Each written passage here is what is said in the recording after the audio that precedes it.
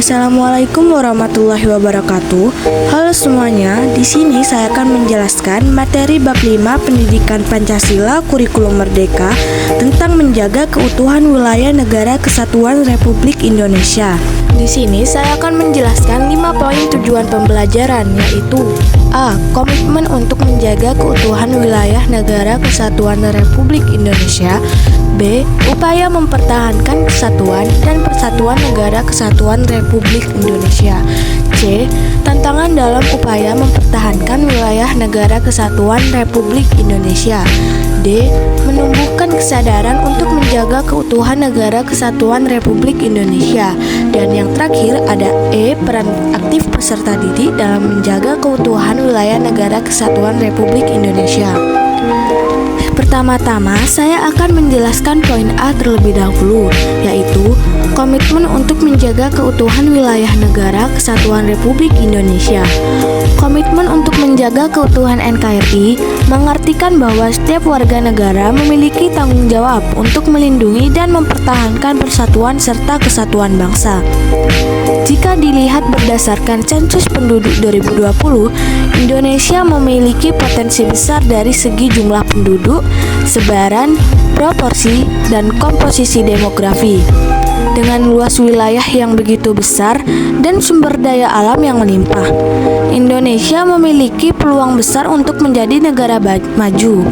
Namun, potensi ini hanya akan bermanfaat jika dikelola dengan baik demi kesejahteraan rakyat. Salah satu peluang besar dalam kependudukan adalah bonus demografi, yaitu kondisi ketika jumlah penduduk usia produktif lebih banyak dibandingkan penduduk non-produktif. Ini adalah momen emas yang bisa menjadi kunci kemajuan bangsa jika dimanfaatkan dengan tepat. Untuk itu, pendidikan berkualitas dan gizi yang baik bagi anak-anak Indonesia menjadi faktor utama dalam memastikan generasi muda yang siap menghadapi masa depan dan membawa Indonesia menuju kejayaan. Yang kedua, saya akan menjelaskan poin B, yaitu upaya mempertahankan kesatuan dan persatuan negara kesatuan Republik Indonesia. Indonesia adalah negeri yang luas dan kaya, terbentang dari Sabang hingga Merauke dengan keindahan alam dan keberagaman budaya yang luar biasa. Namun menjaga persatuan dan kesatuan bukanlah hal yang mudah. Perbedaan suku, agama, dan budaya dapat menjadi kekuatan jika kita mampu hidup berdampingan dengan sikap saling menghormati dan bekerja sama.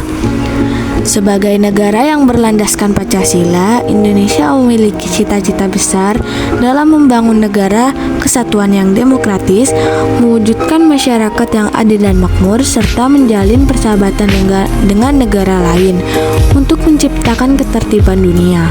Untuk mencapai semua itu, kerjasama dari seluruh elemen bangsa sangatlah penting. Yang pertama, mewujudkan satu negara yang berbentuk negara kesatuan dan negara kebangsaan yang demokratis dengan wilayah kekuasaan yang membentang dari Sabang sampai Merauke. Indonesia adalah negara kepulauan yang membentang luas. Setiap pulau memiliki potensi besar, baik dari segi sumber daya alam maupun keberagaman budaya. Sesuai dengan pasal 33 UUD 1945, kekayaan alam Indonesia harus dikelola untuk sebesar-besarnya kemakmuran rakyat. Oleh karena itu, kita memiliki tanggung jawab untuk menjaga dan memanfaatkannya dengan bijak. Yang kedua, mewujudkan masyarakat yang adil dan makmur. Negara yang maju adalah negara yang mampu menjamin kesejahteraan rakyatnya tanpa memandang status sosial atau ekonomi. Pemerintah terus berupaya mewujudkan masyarakat yang adil dan makmur dengan menyediakan fasilitas pendidikan, kesehatan, transportasi, serta bantuan sosial yang merata di seluruh pelosok negeri. Pembangunan yang merata adalah kunci utama agar seluruh rakyat Indonesia dapat menikmati kesejahteraan yang sama. Yang ketiga, menjalin hubungan baik dengan negara lain. Sebagai bagian dari dunia global, Indonesia tidak bisa berdiri sendiri. Dengan prinsip bebas aktif, Indonesia terus menjalin hubungan diplomatik dengan berbagai negara dan terlibat dalam organisasi internasional seperti ASEAN dan APEC. Melalui kerjasama internasional, Indonesia dapat berkontribusi dalam menjaga perdamaian dunia sekaligus memperkuat posisinya di dunia global. Menjaga persatuan di tengah keberagaman. Di tengah pesatnya perkembangan zaman, Indonesia masih menghadapi berbagai tantangan seperti terorisme, intoleransi, serta ancaman terhadap pertahanan dan keamanan. Untuk itu, semangat gotong royong dan rasa nasionalisme harus terus dipupuk. Menurut Soekarno, nasionalisme bukan hanya tentang kebanggaan, tetapi juga tentang perjuangan bersama untuk mencapai tujuan yang lebih besar. Persatuan dan kesatuan bisa dimulai dari hal sederhana, mulai dari mengenal dan menghargai teman-teman di sekolah, lingkungan rumah, dan masyarakat sekitar.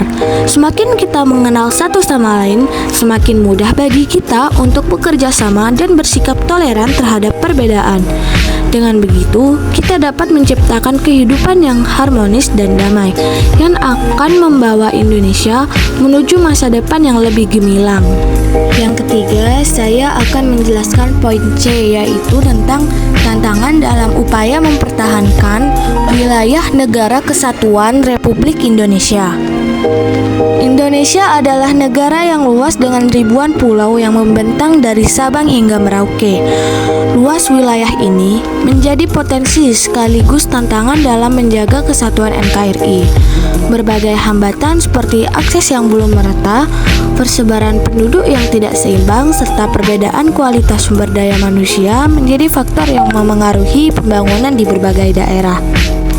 Di sini saya akan menjelaskan beberapa tantangan dalam upaya mempertahankan wilayah Negara Kesatuan Republik Indonesia. Yang pertama adalah akses. Wilayah yang luas dan akses yang tidak merata dengan luas mencapai 1.916.906,77 km persegi. Mengelola negara kepulauan seperti Indonesia bukanlah perkara mudah.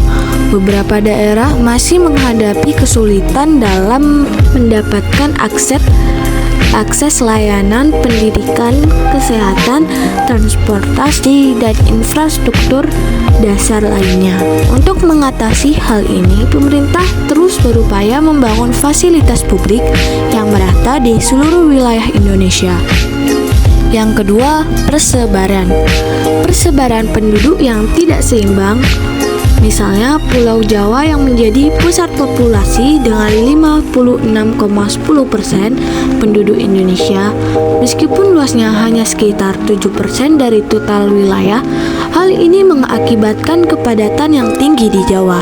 Sementara banyak daerah lain yang masih kurang dihuni. Akibatnya distribusi fasilitas dan layanan publik juga tidak merata. Pemerintah berusaha mendorong pemerataan penduduk melalui program transmigrasi dan pembangunan infrastruktur di daerah terpencil. Yang ketiga ada SDM atau sumber daya manusia. Tantangan dalam peningkatan kualitas SDM dengan populasi mencapai 275 juta jiwa, Indonesia menghadapi tantangan dalam mencetak sumber daya manusia yang berkualitas. Pendidikan dan layanan kesehatan menjadi kunci utama dalam membangun SDM yang kompetitif di era global. Namun, perbedaan kondisi geografis dan sosial membuat pemerataan akses pendidikan dan kesehatan menjadi tugas yang tidak mudah. Yang keempat, keberagaman. Keberagaman suku, bahasa, dan agama. Indonesia dikenal dengan ribuan suku, ratusan bahasa daerah, serta beragam agama dan kepercayaan. Keberagaman ini adalah anugerah, tetapi juga dapat menjadi sumber konflik jika tidak dikelola dengan baik. Oleh karena itu, penting bagi masyarakat untuk mengutamakan toleransi, gotong royong, dan sikap saling menghormati dalam kehidupan sehari-hari agar persatuan tetap terjaga. Yang kelima ada keamanan.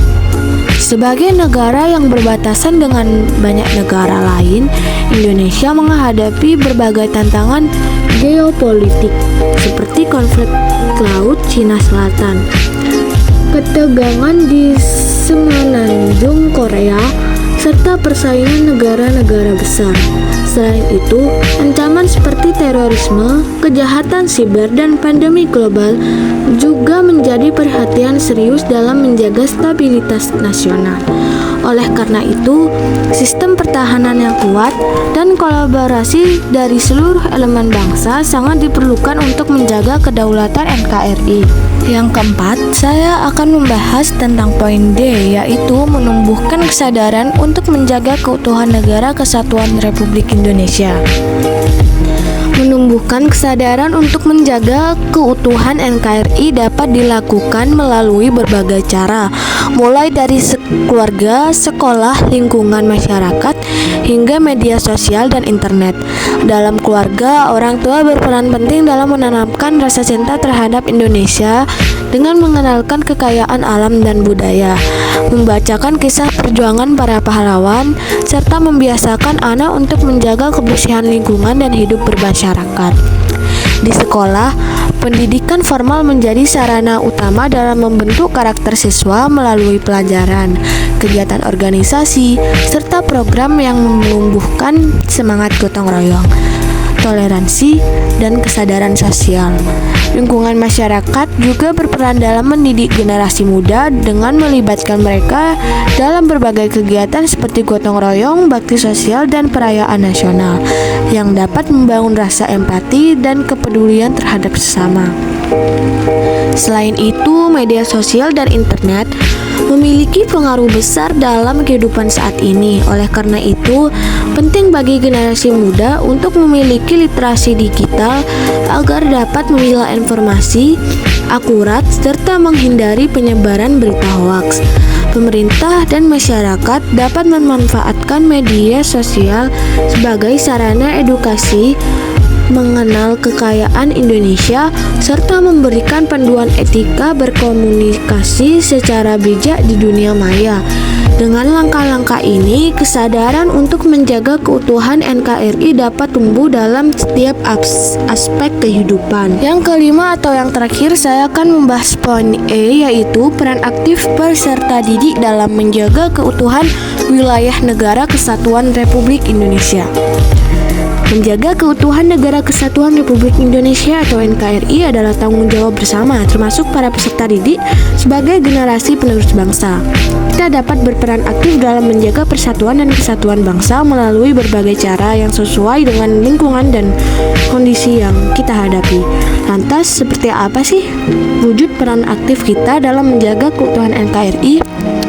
Berikut beberapa di antaranya. Salah satu peran penting adalah belajar dengan tekun, karena ketekunan dalam menuntut ilmu dapat membentuk karakter tangguh serta memberikan kontribusi bagi kemajuan bangsa. Ketekunan ini telah terbukti membawa keberhasilan bagi negara-negara maju seperti Jepang, Jerman, Korea Selatan, dan Selandia Baru. Selain itu, meningkatkan kapasitas diri di berbagai bidang juga menjadi langkah penting dalam menjaga keutuhan NKRI. Keterampilan dalam ilmu pengetahuan, teknologi, bahasa asing, serta kesadaran sosial diperlukan untuk menghadapi perkembangan zaman dan memastikan pemerataan pendidikan di seluruh Indonesia. Memperluas pertemanan dengan teman dari berbagai suku, agama, dan latar belakang sosial mengajarkan kita untuk saling memahami dan menghargai perbedaan. Dengan menjalin hubungan yang beragam, rasa persatuan akan tumbuh, mengurangi prasangka, dan kuat keutuhan NKRI. Selain itu, sebagai peserta didik, menjaga lingkungan juga merupakan bentuk kepedulian terhadap bangsa. Langkah sederhana seperti membuang sampah pada tempatnya, mengurangi penggunaan plastik, dan mendukung program daur ulang dapat membantu menjaga kelestarian alam untuk generasi mendatang. Baik semuanya, terima kasih telah menonton video saya dari awal hingga akhir. yang merupakan materi bab 5 Pendidikan Pancasila Kurikulum Merdeka. Semoga infografik ini bermanfaat bagi kalian semua.